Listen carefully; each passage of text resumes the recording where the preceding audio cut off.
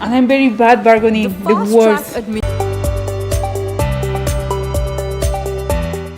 Namaste, welcome to my channel, welcome to Thinking NASHELLY channel where we talk and react things related to India. Thank you so much for passing by one more day, you know, mi casa es tu casa, guys.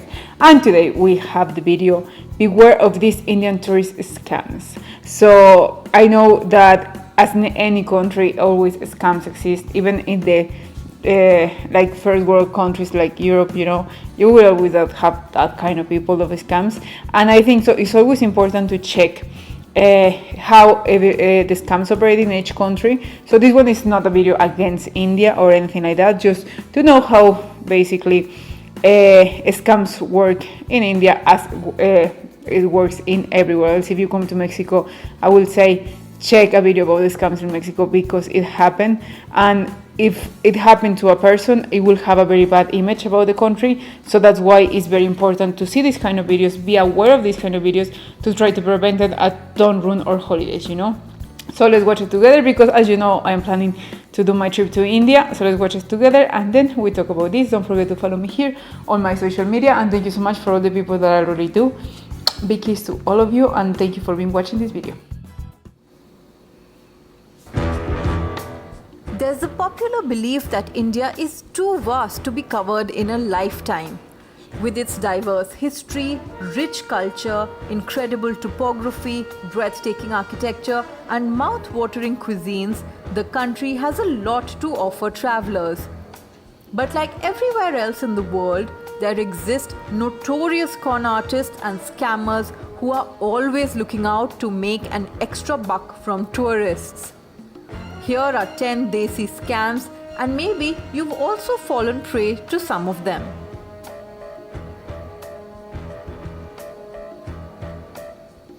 The taxi or auto meter scam is one of the most popular scenarios where you'd either get to know that the meter is broken or there isn't a meter at all.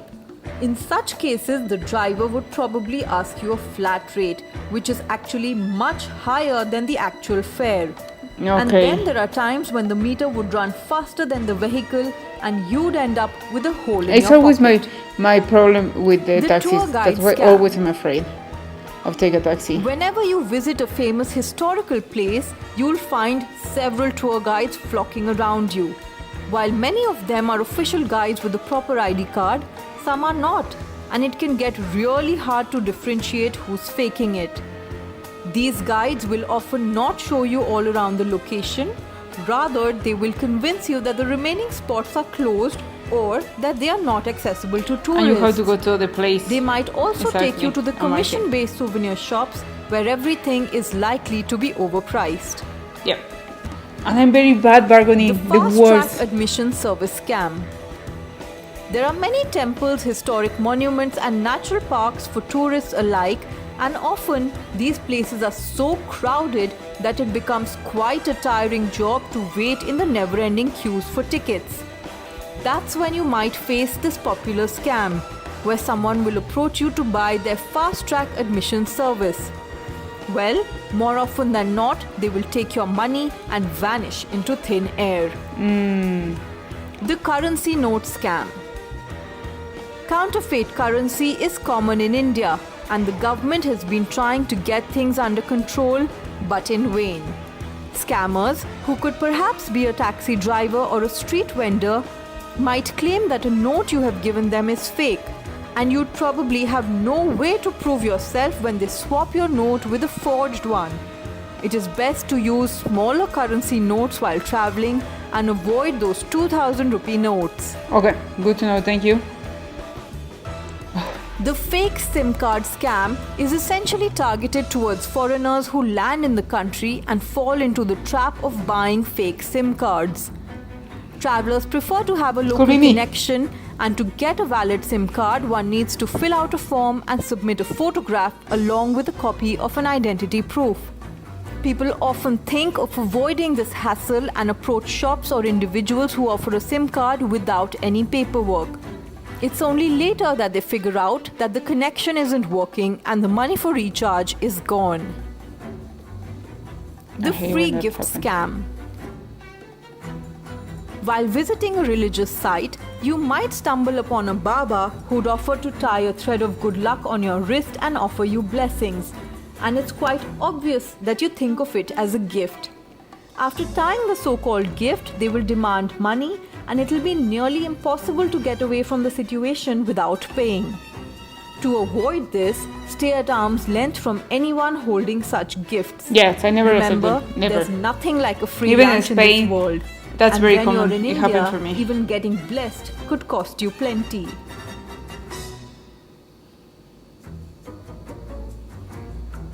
The unreasonable bill scam happens at many pubs and bars spread throughout the country. Dodgy barkeepers will add an extra cocktail to your bill and add the service charge on that incorrect bill. Apart from the goods and services tax, they will add service charge as per their own will. And if your luck sucks, they might add some extra drinks that you haven't even consumed. Make sure you keep track of the drinks you've ordered and check the price before ordering to make a rough estimate of the final bill. Exactly. Ooh. But I wonder, I will pause it here. In India the tip is optional or is like mandatory that you have to give it? And how much is the percentage of tip in that case? Here in Mexico, it's not mandatory. Like if you have a good service, you give, and even some places they try to force it, saying that you have to give me tip, but it's not true. Basically, the tip is not forced. It's just if you receive a good service, but in general you leave tip. And usually, in my case, if it's a good service, 10%. If it's like a really good service, 15%. And if it's a bad service, I don't leave tip. I hate when I have a bad service. So anyway, just a quick question there for you guys. How is the situation tip in India? Let's continue. The train ticket scam has existed for the longest time in the country. You'll find people at the railway station claiming that the ticket counter has closed, and they'll offer you either a fake ticket or one that's priced well above its worth. Whenever you're buying a train ticket, make sure to purchase it from the official IRCTC website and nowhere else. The Tampered mineral water bottle scam. While traveling, we often tend to purchase a bottle of Bisleri water, but end up buying Bilseri, Brisley and others. It's sad that counterfeit water bottles are circulated in the market.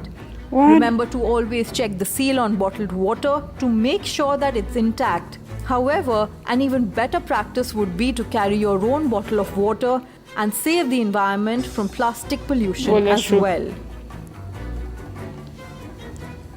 The pickpocketing scam is yet another common scam in India. That happened to my dad in Rome. Pickpockets generally work in teams and use distraction tactics to pick your pocket. One will act to divert your attention while his accomplice will lighten your wallet or purse. Yep, that happened as well The best way to me in avoid Madrid. this scam is by staying alert and being very mindful of your belongings. Beware of these tourist scams and stay safe while exploring India.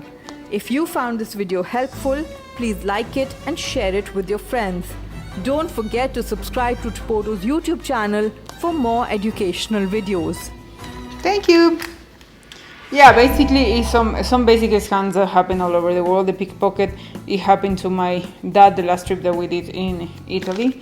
Yeah, they stole his wallet the second day of trip with all his credit cards, with all his money for was horrible. We almost lost the flight. It was just a nightmare.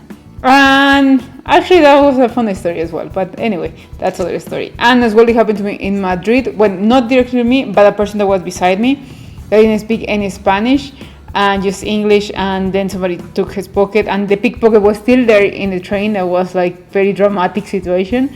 But yeah, I think so these kind of scams will happen all over the world, you know. At the end of the day, it's your responsibility as well get information about how this happened, like this, try to avoid it. Because at the end of the day, when you get this scam in a trip, it really kind of changes the humor of the trip. And then you blame a country, you blame, it can get a chaotic situation.